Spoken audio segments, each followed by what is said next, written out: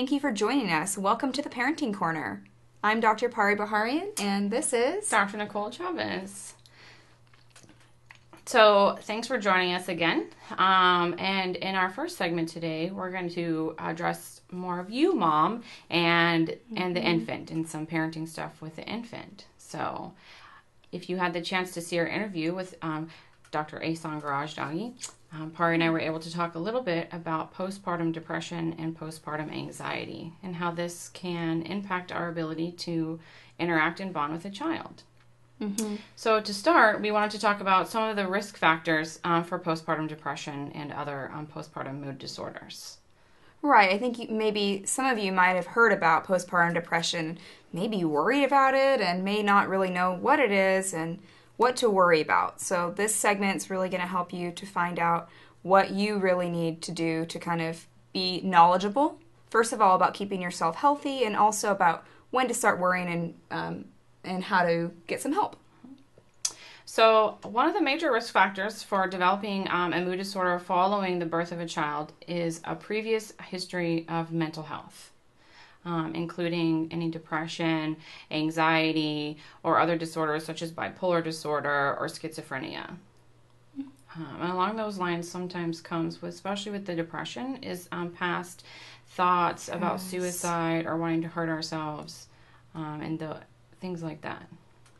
Right. And so it's going to be really important to kind of look back and think, even if it was some time ago, to think about, did I have a hard period in my life that was really, really rough for me to get through? And it may not have ever been diagnosed. So it might be good to kind of think about that and think about what you did during that struggle, how you got through it, and just noticing that might have happened for you. So keeping that in mind as something that might be a risk factor. Mm-hmm. And if you have had something, whether it was diagnosed or not, it would be important to, let your doctor know or let somebody know that you've experienced that, so that they're aware of it and they can help you identify any, if you are possibly experiencing some sort of depression post-baby, that may need to be addressed. Yes, that's really important to just, reach out for help. Mm-hmm. And then our second risk factor that we wanted to briefly talk about, leading into what Parie just said, is social support. Yes. So the greater support we have, the less likely we are to experience depression or anxiety postpartum or post-baby. So if our social support or support system isn't as big, we are at an increased risk for developing mood disorder following baby. So our social support can include a number of different places and a number of different things and people. Parie, do you want to tell us a little bit more about that? Yeah, and then some of you might be thinking, what is social support? Well, really, it's just finding some type of, relationship or some type of activity that you're doing with somebody else. So it could be, and that could even come from pets. It can come from family members, from friends, from maybe some extended family, maybe some, just various people in your life. Looking into your network and seeing, maybe I could ask them for help, and maybe I could have a relationship with them, and it may be hard, especially maybe you've just moved, or maybe you don't have a lot of people in your surrounding area. But finding a way to seek out that support, whether it's by phone or by email or something like that, it's going to be really important, because you really do need the social support. You need to be supported in some way or another, because you deserve it. You need to get some help. I know it's hard when we were parents and we're always helping children, or maybe you're always helping our other family members, but you also need to get your help so you can help others. Mm-hmm. And then the third risk factor that we wanted to briefly go over is perfectionism.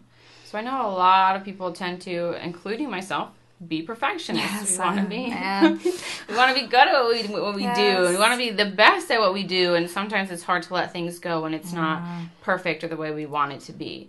And sometimes having that characteristic can be a risk factor for developing more of the postpartum anxiety, or maybe some postpartum obsessive compulsive disorder after baby is here. So it's something to be aware of and just to watch out for.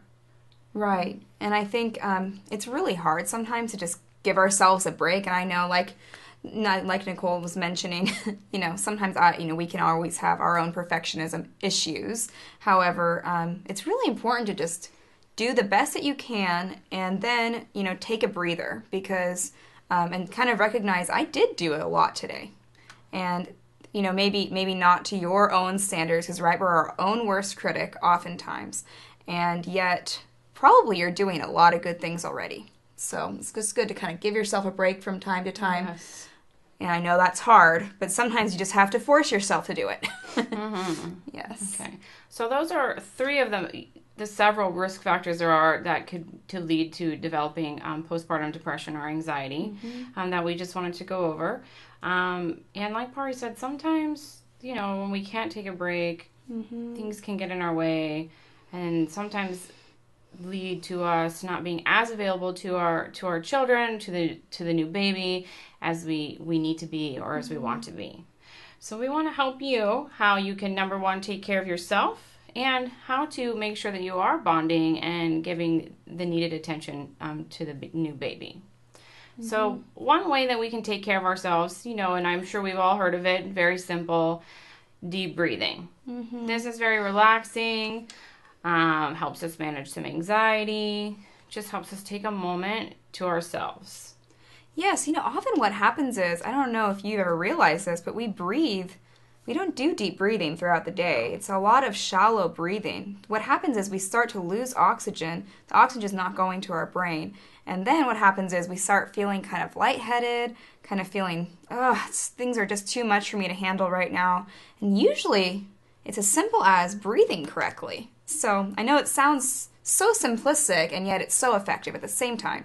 So I think implementing that at least a few times per day, and attaching it to something you do every single day. Maybe like you're not going to leave the bathroom in the morning until you do at least 1 to 2 deep breaths. And you're not going to, maybe you can attach it to something you do every single day. That way you'll remember to do it. Because as we know, we get kind of caught up in our lives, and that's probably why we aren't breathing correctly.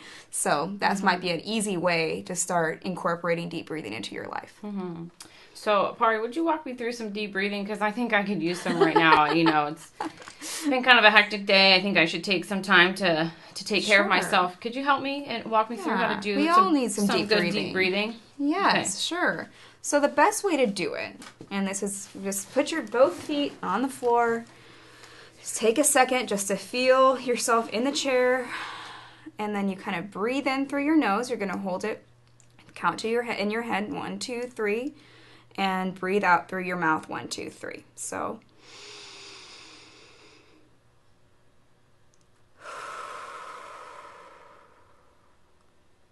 let's do it one more time.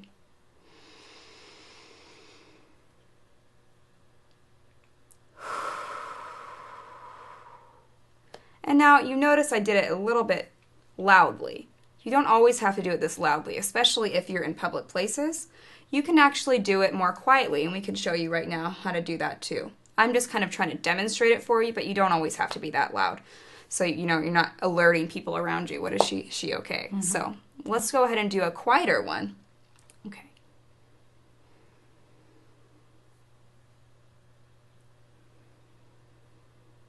See, you can barely hear it. And I feel better already. I don't know about you. Actually, that felt great. Yeah. So I'm really and glad it's we more did that. private. You can have your private moment to yourself. That's what you really need. You have to have a private moment to yourself. It's just you time. That's it. No kids, no husband or partner, nobody else. It's just you. Speaking of you time, Parie, now new moms, I know this is really hard, to take time for yourself. But it's extremely important that we take care of ourselves so that we can take care of our families. And I would encourage you to take an hour a day to yourself. Now, I know you're probably thinking, how am I supposed to do that? I have a newborn, or you have other kids, or, this and that and the other. Trust me, I get it. But it's really important to try. This is when it's important to look into that social network, that social support that we have to be able to help us do this. And sometimes it can be fairly easy, activities. And one might be taking a walk. And this is good for a number of reasons, because number one, it gets us out of the house, fresh air. Exercise is really important. It gets those, and those endorphins, those feel-good chemicals in our brains moving, which are really good for fighting depression and anxiety. And if you need to take the baby with you, then you can, because you can put him in a stroller, and you can go for a walk with baby, put on some headphones, listen to some good music that feels good to you, and just take a walk to take care of yourself. Right. Parie, can you think of some other activities that moms can do that might be good for like an hour a day? Or Sure, walking is really good one. I'm glad you brought that one up. And it could be as simple as really taking a long bath, a long relaxing bath, and just maybe putting, like you said, some good music in your ears and kind of just trying to relax. If you can't get out of the house, sometimes we're not able to get out of the house, and maybe it's dark outside and you just really need that time to yourself. Well, a bath is a really good way. So a bath, something like a nice hot long bath, or a shower if you don't have a bathtub, can really work miracles, really work wonders. So, and I'm gonna guess, moms, that you've probably had some hobbies before, maybe some things that you really like to do that maybe now that and there's a new addition to the home have been neglected because you are more busy now, and maybe now's a good time to think about how can I reincorporate those things, that hobby.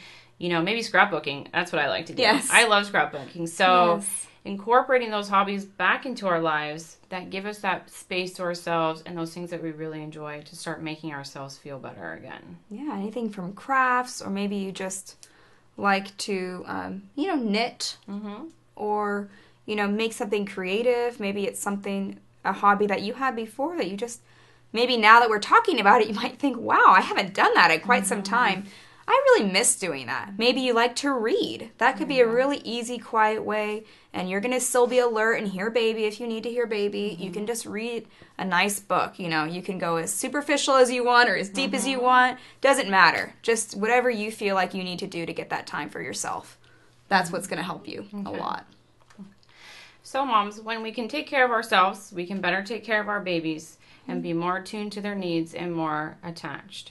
Yes. But if you are feeling like you are struggling with attaching to baby or spending time with baby, we just want to talk about a couple really easy things that we can do to help increase attachment. Yes. And one of them is eye gazing. Yeah. So, Parie, you want to tell us a little bit about eye gazing? Sure. So gaze into your eyes. Yes. Okay. Babies, when they're first born, first of all, their vision isn't very good to begin with, and it's growing over time. And they really enjoy looking into your eyes, or maybe dad's eyes, to their parents' eyes. It just makes them feel, okay, I'm safe and sound, and I can see you. And when you're looking into the baby's eyes, it feels like it's so attached to you. So, do you want to give some quick techniques about how to do that? Yeah, so sometimes even when we're just feeding, feeding is something that we need to do. And so just to add to the feeding when we're holding the baby, whether we be nursing the baby or using a bottle, a baby cradle, we just, look at baby and look into baby's eyes and kind of pay attention to what baby's doing and, let baby look back at us. And it's, can be as simple as that. You don't have to put any extra time into the caring of the baby to do eye gazing. Nope. Okay. Yeah, I think another really good way of bonding with the baby is to read a book. Read a little book to the baby, and that's really going to help the baby with learning new words, and like starting to hear those words and learn from them. And it's really exciting. It can be a lot of fun to read a book with your infant. Okay. So we want to thank you for joining us for this segment today. We talked about some risk factors for postpartum depression and anxiety. We only talked about 3 of the many that there are. But you can visit our website to see, we have listed some other risk factors as well as other resources and ways to get help. And also our contact information if you feel like you might need more help. And our website is www.postpartumrelief.org. Thank you for joining us. Yes, thanks so much for coming. And we'll see you back here for our next segment on some parenting with the little ones. Yes, awesome.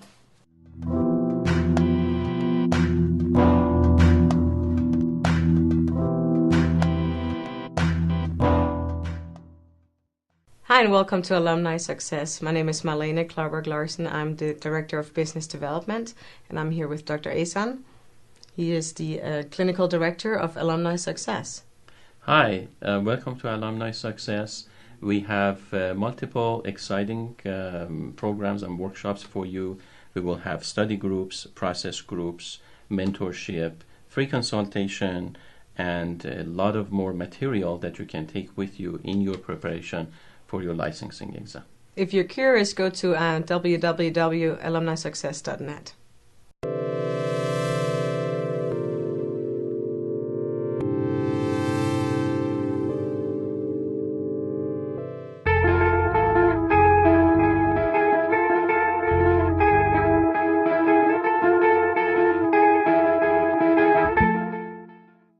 Welcome back to the Parenting Corner. I'm Dr. Parie Baharian, and this is Dr. Nicole Chavez. And we are here today to talk to you about some skills you can use. On our last segment, when we were talking about, moms with infants and things to worry about when you have an infant, ways to bond with your infant. We were talking about ways to bond, and so I thought we could talk also about ways to bond with children as they become a little bit older, maybe between ages 3 to 10. And in this way, we can also, when you bond with your child, it's going to help them listen to you more and listen to the rules you have in place, which is what every parent wants, is their child to listen to them, for sure. Definitely. Yeah. So, Parie, why don't you tell me a little bit about some of these skills that you're gonna teach us today? Sure. Well, there's 3 different skills I'm going to be teaching today, and we'll go through them one by one. And these skills, on the whole, are really going to help you become attuned, which just means that you're paying really close attention to your child's behaviors and what they're doing, and their words, and their nonverbal cues as well. And in this way, the child's going to feel like, wow, mom or dad, they're really listening to me. I kind of want to listen to them too. So that's the way it's going to work. So the first skill I want to talk about it's called a reflective statement. Now, this is pretty simple. It's a good one to start with when you're just starting out. This is basically repeating exactly what the child is saying. Now, we want to avoid repeating what the child is saying that we don't particularly like. Maybe if they're whining or getting upset, we wouldn't want to reflect what they were saying then. However, we do want to reflect the statements that our children are saying that we like. Maybe they're saying something positive, or they're just talking about what they're doing. And in this way, when you use reflections, we're helping the child feel, oh, they're really listening to me. And they like what I'm saying, so I'm going to say more of that. And they're going to say less of what you don't want them to say. So, Parie, so it sounds like when the child is saying something positive, it's good for the parents to reflect back pretty much exactly what the child says. You're right. Exactly right. Yes. And when the child is saying something a little bit more negative, like they're whining or they're complaining or doing whatever it is they do sometimes, you don't want the parent to reflect exactly that. How would they do that? How would they reflect back in that negative? Because the child is still having a feeling or something is still going on with them that they need the parent to understand. Well, instead of repeating what the child's saying, you wouldn't necessarily repeat what they were saying, but you could instead think, what are they trying to get from me right now? Are they feeling sad? Are they feeling mad? Are they feeling maybe, some of those basic emotions, scared, mad, sad, all those basic, negative emotions. And you can kind of think, okay, that's what's happening right now. And the child really needs to feel like they're being heard, even when they're having a difficult moment. So I'm glad you brought that up, Nicole. Okay. Yeah. So all right, so Parie's going to show us how to do this skill. Yeah. And I will be her assistant and play the child while Parie is the parent. Okay. Yes. Oh, blocks. Okay, I like blocks. I like blocks. Don't like this one. It's ugly. I hate this stupid color. It's ugly. I just want these blue ones because the blue is the pretty color. Blue is the pretty color. So I'm just going to stack them. I like stacking blocks. You like stacking blocks. It is. Look, I did it like this. 2, 1, 2. 2, 1, 2. That's amazing. And then 1 on top. 1 on top. Now there's my tower. There's your tower. Okay. So if you notice how Parie did that every time I said something, she basically repeated back what I said.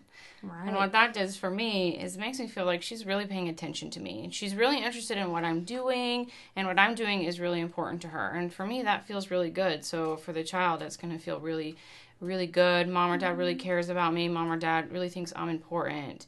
And it makes, again, them want to be with you more and want to have those more positive interactions with you. Right. I don't know if you guys, noticed or paid attention when she was kind of talking negatively about the blocks. I hate that color. I don't like that one. I didn't necessarily reflect that because I wanted to kind of ignore that a little bit. And then she went on. It wasn't necessarily, if she had kept going on with it, then I probably would have kind of said, okay, she's having a hard time right now, maybe intervened a little bit differently. But she kept going on and playing with the other blocks, and she was having fun, so I didn't need to do that at that moment. And so I just went on to reflect the positive things, the things that I liked, and with her positive attitude. And I said it in a way that shows that I'm enjoying spending time with her. So my tone of voice was really excited and enjoying my time. Okay. So, yeah, so that's a reflective statement, just repeating what the child's saying that you like. And the other thing reflective statements are going to do is oftentimes children will say something like, maybe, can you think of an example when a child doesn't know the vocabulary very well and they say something maybe kind of not grammatically correct, right? So. Oh, okay. Let me think for a minute. I'm building they could say the word wrong, like twee instead of tree, or something like that. So anytime a child is saying something that maybe isn't correct grammatically, you don't necessarily have to correct them and say, that's not the way to say it. You can just repeat it back how it's supposed to be said. So instead of, that way you're modeling for them appropriate speech. So reflections are not only good for kind of repeating back what the child's saying to help the child feel important, but also it's going to help increase their vocabulary because they're going to hear you repeat back what they say. And the next time they may actually say it correctly, or maybe they're going to learn better about how to talk. So that's how important reflective statements can be. All right, so on to our next skill. And now this skill is called a specific description. Now, when your child is playing, you often, they really want you to be paying attention to them. You often hear, Mommy, look, Daddy, look what I'm doing. So if you take a few minutes and just spend time and play with them, that's really going to help because they're going to feel heard, and they're probably most likely going to leave you a little bit more alone. So that might be a good reason just to spend a few minutes playing with your child each day. So a specific description is just merely describing what the child's doing with his hands, or basically with his hands, or maybe he's looking around for something. You can describe his nonverbal behaviors too. So we are going to practice that in a moment, but I just want to let you know what is the benefit of doing this. The benefit of doing this specific description is that the child is doing something you like. Maybe they're playing gently with the toys and they're not necessarily being violent, or they're staying focused. A lot of times children have trouble staying focused. When you're describing what they're doing with their hands, they're going to say, okay, they like what I'm doing. It's going to keep them on track. So that's going to be really important. I know a lot of times that might come up with teachers saying, oh, they're just not paying attention. They're not focusing on their work. Oh, no.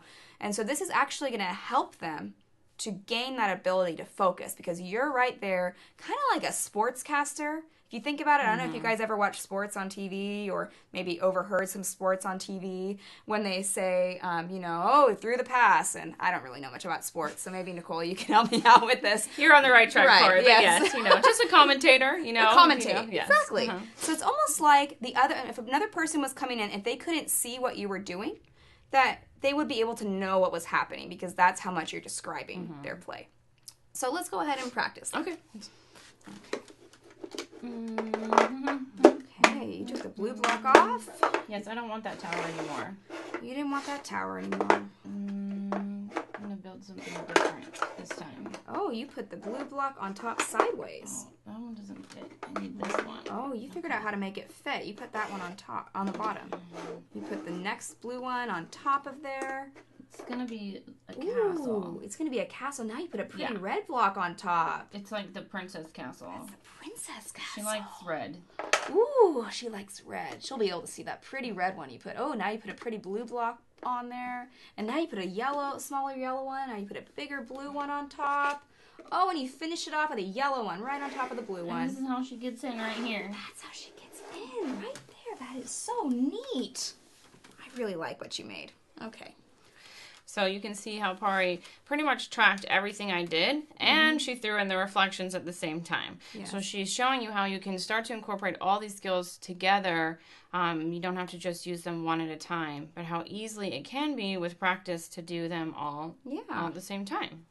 And you notice that I was really in there with her. So that way, I don't know how you felt. How did you think you felt during that? You know, she was really close to me, and sometimes that closeness is really important. You know, feeling that sense of touch or that sense of closeness is very bonding and can be very secure to the child. It's a sign of an affection, which can make the child feel very comfortable and loved by their parents. Right. Awesome. Well, so that's the specific descriptions. So that's that skill. Let's just quickly, we're going to move on to the next skill, which is called a specific praise. Now, praising, I'm sure you've heard that word, but that is just letting your child know what you like about what they're doing, as opposed to saying what you don't want them to do. It's going to be a great way of telling the child what you do want them to do. So every time they're doing something you like them to do, you want to praise it as much as you possibly can, because that way they're going to do more of that. And then you don't have to necessarily criticize or discipline them as much. So it's really going to work in your favor. The child's going to have positive feelings about you and be excited about you. When you start doing it really well, the child often will start praising you. And that feels really great. So, can't go wrong there.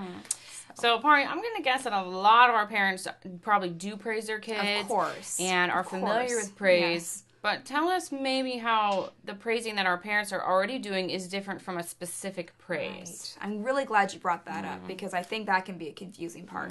So oftentimes you'll hear, good job. That was good. I like that. And that's more of a non-specific praise. Now, this is not negative, okay? If you're doing it, that's okay. That's great. You're still praising. It's still a positive attitude that you're exuding.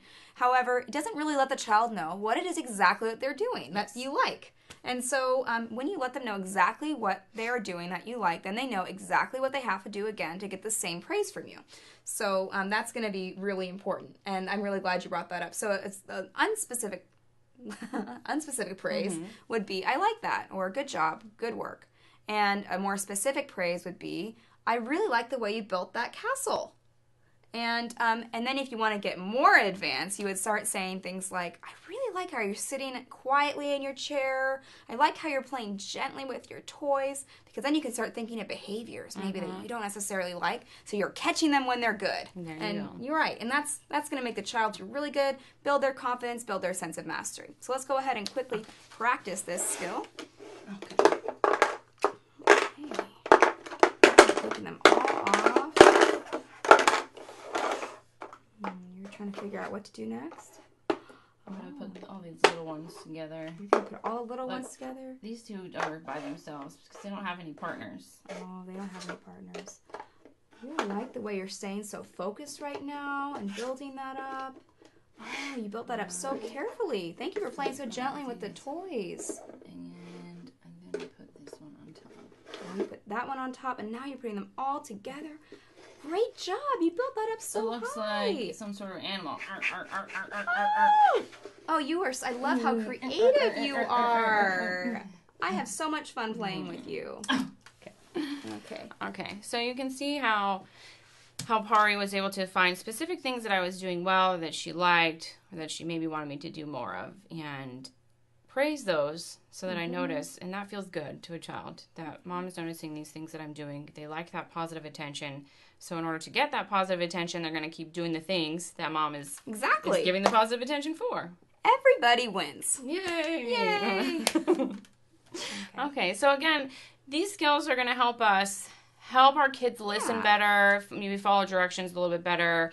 So that's why it's important to, try these out. And it takes practice. It's going to take some practice. And I'm really happy you brought that up, Nicole, because you really need to practice these skills in order to learn them. So I would suggest doing just 5 minutes a day of this special playtime with your child. And you could just use something as simple as the blocks we're using. Maybe you have paper and some pencils, so you could just do some coloring. And just 5 minutes a day, you're going to see dramatic changes. If you practice these skills 5 minutes a day in your child, your relationship's going to get better, and then they're going to listen to you more, and you're not going to have so many power struggles and all these things that might be happening. So, yeah. Great. All right. Well, that's about all the time we have right now, but please join us back in a few minutes for our segment on teenagers. Yes. Thanks so much for coming.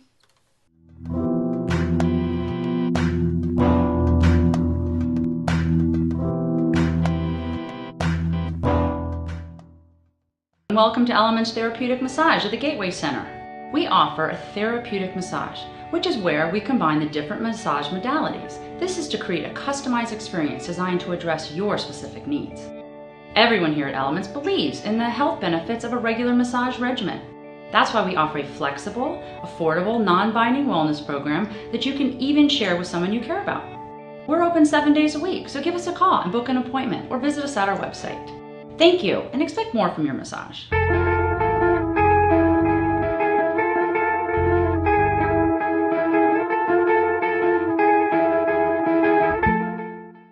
Hi, welcome back to the Parenting Corner. Today we're going to talk about teenagers and some difficulties that parents can face when their kids hit a certain age.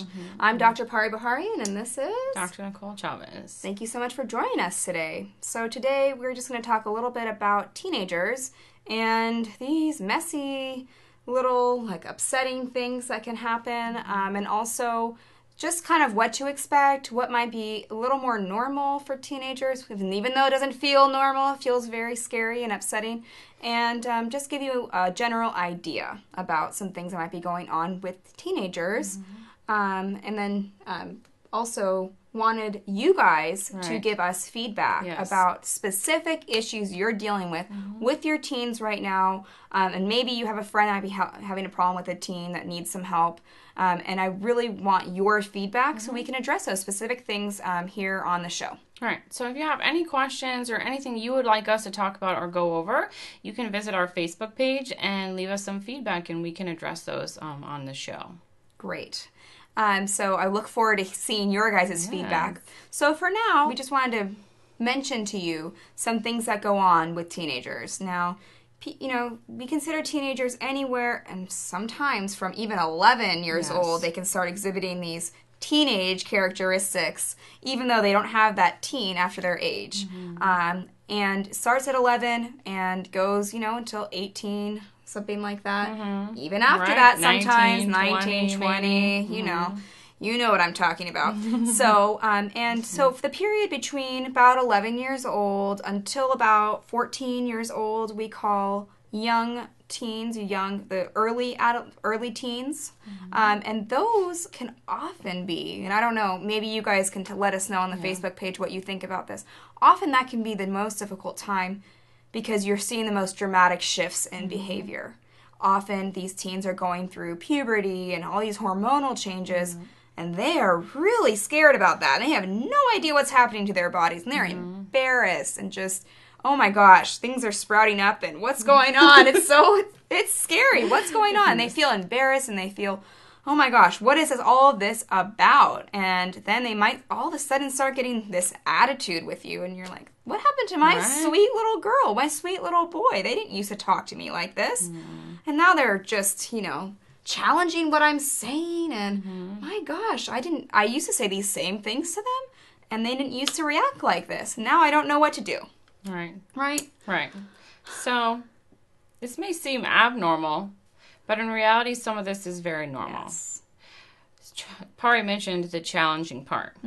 So I know that if we have a teenager, it's been a while since we experienced those terrible twos.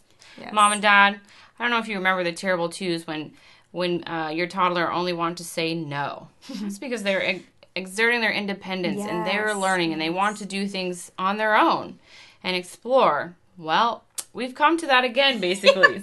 The terrible twos in the teenage years. This is when our children, our teenagers are learning to be independent and starting to kind of blossom and learn about themselves and kind of wanting to go out and try things on their own without you sometimes. And that can be very scary because you think they're still very young. they don't know what they're doing yet. I don't know about that. And you know what? You might be right. That's true. They really don't. And they also need to assert their independence. So I think, and then another concern that parents might have, which let us know if it's something that happens for you, all of a sudden, maybe your teenage daughter wants to start dressing like everybody else, and it's not something you really approve of, or maybe it's not, it doesn't look good.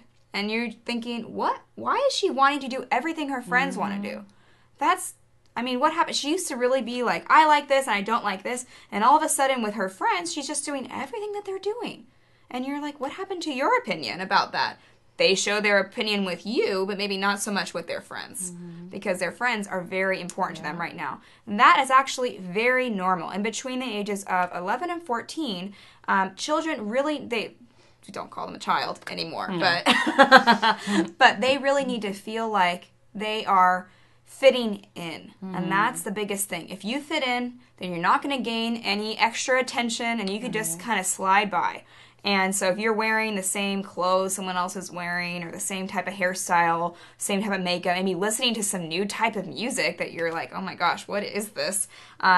It's just a way of fitting in, and that actually is normal. As frustrating and as worrisome as it might be, as long as it's not something that is really, risky, exactly, right? Then that's pretty normal, and something that will pass eventually once they start to develop their own identity. Right.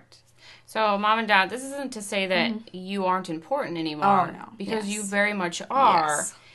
But during the teenage years, the whole span of our teenage years, relationships are the center kind of focus. One of the most important things in this teenage year, and those are the peer relationships tend to kind of rise above. Yes, and they do. Even though you are still important, they're just not going to tell you, but you are. Yes. So that's important, really important. right? So it's important to let them have their friendships and to be social and to do what they need to do to fit in to an extent that you're comfortable with, of course. Always. Yes, and I don't know if you've seen our segment on negotiation, but that's another really great skill you can utilize. Then you're still you're still setting boundaries, and you're giving them a little more independence, a piece by piece by piece at a time. And so that's something else you can watch if you have further questions about how to deal with this. And it is really hard for the teen. The teen really needs to save face. Yes. And you know what? They might really know that you're right, and they might not.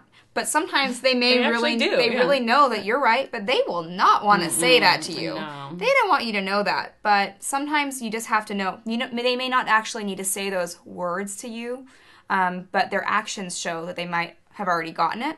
So saving face is going to be really important, and they may not be able to say the words "I'm sorry" anymore, but they might actually change their behavior instead, and that way that helps them to not have to lose that image they have. Right? Yes. That's really hard for them. They're really vulnerable right now, and it's scary to go through puberty and have all these body changes and not know if they look good. A lot of times, and you might also be worried about this, your child's self-esteem might be affected, and they might say like really negative things about their body and say that they're ugly and things like that, and it is worrisome. Part of that is normal because their bodies have changed. Sometimes what seems like overnight. Yeah. And that can be very scary for them. And they have different feelings about things. They might cry out of nowhere, and it's just so frustrating for them. So that part can be normal.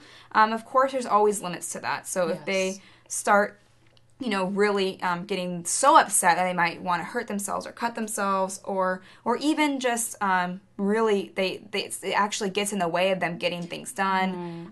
Maybe their grades are dropping in school. Maybe, I don't know if you can think of some other things to look out for. Or if they seem to be spending less time with friends, spending more time alone. Yes, or good even point. if they just seem more upset than they are happy, that might be not normal. Right. But some of it is normal. They just haven't really adjusted to their new body and the new way that they look. And some teens may develop later than this. So this is not to say this is the only period that they're going through puberty, because some teens develop as late as 19. So that's just an indication for you to know that. But this is more the average age that we're talking about here. So they're really, at this time, they may not really know what to think of themselves. So lots of just, you know, you might not want to talk them out of it, but you might want to let them know what you like about them. They also, it's kind of hard to know, right? Because they're irritable with you. Right. Right? Yeah. Oh, it's so frustrating sometimes. Feel like You don't know what to do. No. They feel impossible at times. Yeah. And you say something, and then you think you're trying to be nice, but then they're like, duh, just I don't want to hear that anymore. And yeah, because they're really irritable, and that might be part of the hormones, might be part of their age. And you kind of might get upset about that. But know that this is a stage. Like Nicole was saying earlier, remember the toddler stage? How they act when they're toddlers is probably going to be very similar to how they act during this stage. And think about the things that they did when they were toddlers. Maybe they're tantruming. Maybe it's tantruming in a different way. In a different way, exactly. So it's just a good indication of just realizing that they're going through some pretty significant changes, and absolutely everything is so important. And you might think, that's not very important. You didn't get invited to go to a party. Why are you so upset about that? But that can be, so heartbreaking for a teen. So it might be just good to kind of keep those developmental milestones in mind. And then also noticing, like we were talking about earlier, when it's time to start worrying. Now we've talked a little bit about more early adolescence, between 11 to 14 years of age. Now, middle adolescence or later adolescence is between, about 14 or 15 to 18, something like that. I mean, give or take. These are all... They're not exact ranges, but these are just some milestones for the average. Now, during this stage, you might see them start to be more contemplative in terms of, now some, maybe not all, but they might start to think differently about their relationships. As before, friendships are based upon similar interests, maybe, and things like that, similar likes and dislikes. Now it's going to be based more on just maybe they're going to get deeper, if you will. Right. And they're going to think about things like law, like in religion maybe, or all these things, and maybe what they want to do with their lives and things like this. And they're going to have maybe some deeper friendships at this time, and they might start to really assert themselves a lot more. And I don't know if you've experienced this, parents, but sometimes when they come home from school and they come off and they say this amazingly insightful thing, but it's very indignant, something about maybe politics, and you're like, I didn't even know you cared about politics, and all of a sudden you have this crazy opinion about it. And that's because they're trying to establish their own identity. Right. And it might be scary because their opinions might be different from yours. Nothing is set right now. Okay, so they're just trying to figure it out. They're experimenting with different, different roles, different hats they're going to wear, and different things they may or may not want to do. Right. And so it's just good to some extent, unless it's something, like we said, risky or dangerous, to just be like, okay, that's part of the normal adolescent development. I'm just going to take a deep breath and try and go with it. And just let them say, okay. And then they might change their mind the next day. But that's okay, too. So try to just ride out that roller coaster, parents. but that can be very hard to do. But roller coasters can be fun. Yes, they can. And so, being with our teens can be an enjoyable time, too. Yeah. So I think, and some other things in that age group is they might start experimenting with certain things, like sexual behavior and things like that. And we can have a whole other segment on that. Yes. However, but that's something that might be starting to come up. They might starting to have these feelings, and their bodies are responding in ways they're not sure about. And so talk to your teens about it. Try and be as open as you can about it, because then they're going to come and talk to you when things might go wrong, or when they're maybe grappling with a difficult decision to make. Talk about the pressures that, different teens can be under, and you get that. And, here's how you can stay safe. And that's going to be the bottom line with no matter what. And that can be very scary, because all of a sudden they seem like they're so grown up, but they have so many things they need help with still. So you can just kind of offer suggestions or kind of come up with things, but you're not telling them what to do about certain things. You're kind of just saying, hey, this is something you could do. Hey, this is something you can do. Let the teen choose. They really need to have choices. And you want those choices to be something that is going to be acceptable to you. Yes. But they really need to have a choice. That's what's going to be really important for teens. And that's normal developmentally. Yeah. Okay. And as always, if you feel like you and your teen are struggling a little bit more, and you feel like you need some more help, or a little bit, more advice, you can always contact Parie or myself through our website, which is www.postpartumrelief.org. And all of our contact information is there. Yeah, and feel free to reach out. And sometimes all you need is a little bit of communication stuff, or just a little bit of help here and there, because you're just, I'm lost. How do I deal with this? And that's okay, because it's a whole new world when your child hits that certain age. So, all right. Well, thank you so much for coming. Yes, and we'll see you next time on Parenting Corner. All right.